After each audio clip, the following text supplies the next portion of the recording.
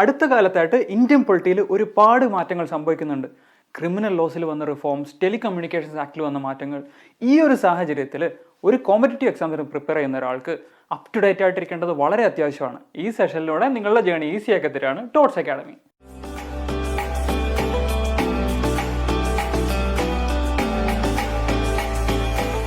അങ്ങനെ റീസെൻ്റ്ലി വന്ന മറ്റൊരു ഇമ്പോർട്ടൻ്റ് ആക്ട് ആയിരുന്നു ഈ ടെലികമ്മ്യൂണിക്കേഷൻസ് ആക്ട് 2023. എന്താണ് ഇതിൻ്റെ പ്രത്യേകത?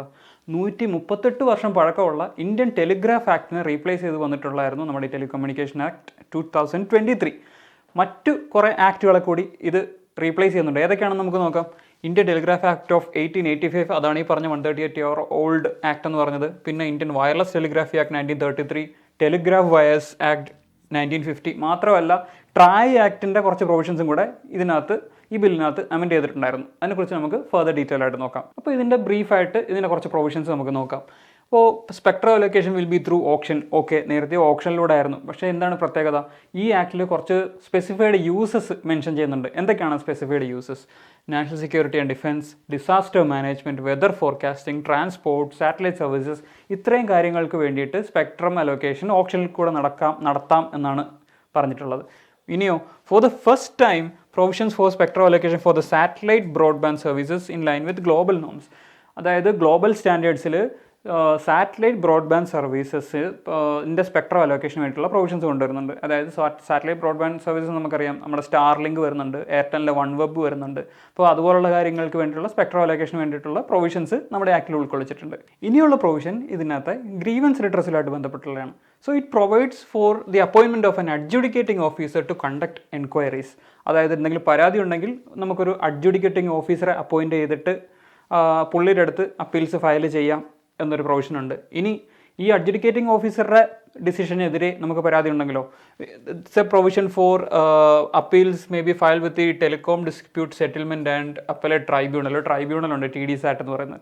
30 ദിവസത്തിനുള്ളിൽ ഈ ട്രൈബ്യൂണലിലേക്ക് അപ്പീൽ പോകാം എന്നൊരു പ്രൊവിഷൻ ഉണ്ട്.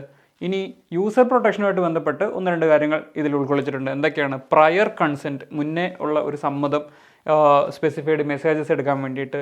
പിന്നെ creation of do not disturb registers. നമ്മൾ ഫോണിലൊക്കെ DND മെസ്സേജ് അയക്കാറുണ്ട്, ഡു നോട്ട് ഡിസ്റ്റർബ്. അതായത് പ്രൊമോഷണൽ മെസ്സേജ് ഒന്നും വേണ്ട എന്നുള്ള, നമ്മുടെ കൺസെൻറ്റ് ഇല്ലാതെ നമുക്ക് റിസീവ് ചെയ്യേണ്ട എന്നുള്ള രീതിയിലുള്ളതാണ് നമ്മുടെ DND രജിസ്റ്റേഴ്സ് എന്നൊക്കെ പറയുന്നത്. ഇനിയോ, allowing users to report malware or specified messages. Malware attack ഒക്കെ വരുന്നുണ്ട്. ഈ അടുത്ത സമയത്ത് പെഗാസസിനെ കുറിച്ചിട്ടൊക്കെ നമ്മൾ കേട്ടിട്ടുണ്ടായിരുന്നു. അപ്പോൾ ഇതുപോലുള്ള മാൽവെയർസ്, സ്പൈവേഴ്സൊക്കെ റിപ്പോർട്ട് ചെയ്യുന്നതിന് വേണ്ടിയിട്ടുള്ള ഒരു പ്രൊവിഷനും ആക്ടിനുള്ളിൽ ഉൾക്കൊള്ളിച്ചിട്ടുണ്ട്. ഈ ആക്ടിലുള്ള 1-2 ഇമ്പോർട്ടൻറ്റ് പ്രൊവിഷൻസ് ഇവിടെ എന്തൊക്കെയാണെന്നുള്ളത് നമുക്ക് നോക്കാം. Entities building infrastructure can seek right of way over public and private property. എന്താണ് ഈ റൈറ്റ് ഓഫ് വേ? നമ്മൾ കണ്ടിട്ടുണ്ട് റോഡിൻ്റെയൊക്കെ സൈഡിൽ OFC കേബിൾസ് ഈ ടെലികോം കമ്പനീസ് ഇട്ടേക്കുന്ന ഒപ്റ്റിക്കൽ ഫൈബർ കേബിൾസ് ഇടുന്നത്.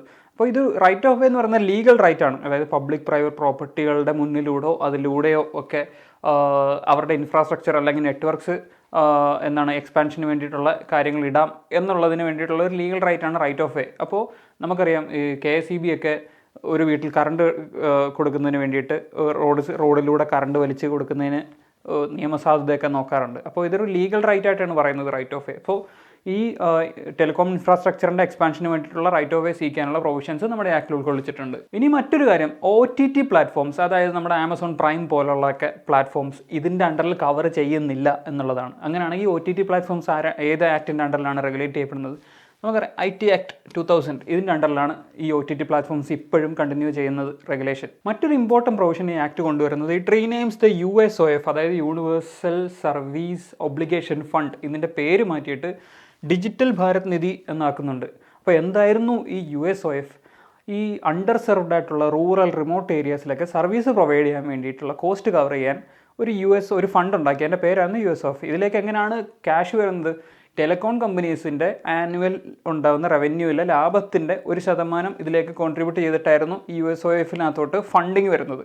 സോ ആ ഫണ്ടിൻ്റെ പേര് ഇപ്പോൾ ഡിജിറ്റൽ ഭാരത് നിധി എന്നാക്കിയിട്ടുണ്ട്. മറ്റൊരു ഇമ്പോർട്ടൻറ്റ് പ്രൊവിഷൻ ഇത് കൊണ്ടുവരുന്നതാണ് ട്രസ്റ്റഡ് സോഴ്സസ് റെജീം. മുന്നേ BSNL 5G ആക്കുന്നതിനെ കുറിച്ചിട്ട് കുറേ ചർച്ചകൾ നടന്നിട്ടുണ്ടായിരുന്നു. അതിൻ്റെ വിലങ്ങുതടിയായിട്ട് മെയിനായിട്ട് നിന്നത് ഇമ്പോർട്ട്സ്, അതായത് 5G എക്യുപ്മെൻറ്റ്സ് ചൈനയിൽ നിന്ന് ഇമ്പോർട്ട് ചെയ്യുന്നത് നാഷണൽ സെക്യൂരിറ്റിക്ക് എതിരാണ്, മീൻസ് പ്രശ്നമാണ് എന്നുള്ള രീതിയിലൊക്കെ ഒരു ആർഗ്യുമെൻറ്റ്സ് കുറേ വന്നിട്ടുണ്ടായിരുന്നു. സോ അങ്ങനെ ഇരിക്കെ ട്രസ്റ്റഡ് സോഴ്സസ് റെജീം, അതായത് ടെലികോം എക്യുപ്മെൻറ്റ്സിൻ്റെ ഇമ്പോർട്ട്സ് ഹോസ്റ്റൈൽ നേഷൻസിൽ നിന്ന് എടുക്കണ്ട എന്നുള്ള ഒരു പ്രൊവിഷൻ ഇപ്പോൾ നിയമത്തിൻ്റെ ഭാഗമായിട്ട് ഈ ടെലികമ്മ്യൂണിക്കേഷൻസ് ആക്ടിൽ വരുന്നുണ്ട്. ഒരൊറ്റ പ്രിപ്പറേഷൻ കൊണ്ട് ഒന്നിലധികം എക്സാമുകൾക്ക് തയ്യാറെടുക്കണോ? വരൂ, ഡോട്ട്സ് അക്കാഡമിയുടെ ഭാഗമാകും. SSC PSC combo, SSC bank combo, exclusive SSC, exclusive bank എന്നീ കോച്ചിങ്ങുകൾക്ക് തിരുവനന്തപുരത്തും കൊല്ലത്തും ബാച്ചുകൾ. നിങ്ങളുടെ വീടിന്റെയും ജോലി സ്ഥലത്തിന്റെയും സൗകര്യത്തിൽ നിന്ന് പഠിക്കാൻ ഓൺലൈൻ ബാച്ചുകൾ. അപ്പൊ ഇനി എന്തിനു കാത്തിരിക്കണം? വരൂ ഡോട്ട്സ് അക്കാഡമിയിലേക്ക്. For more details contact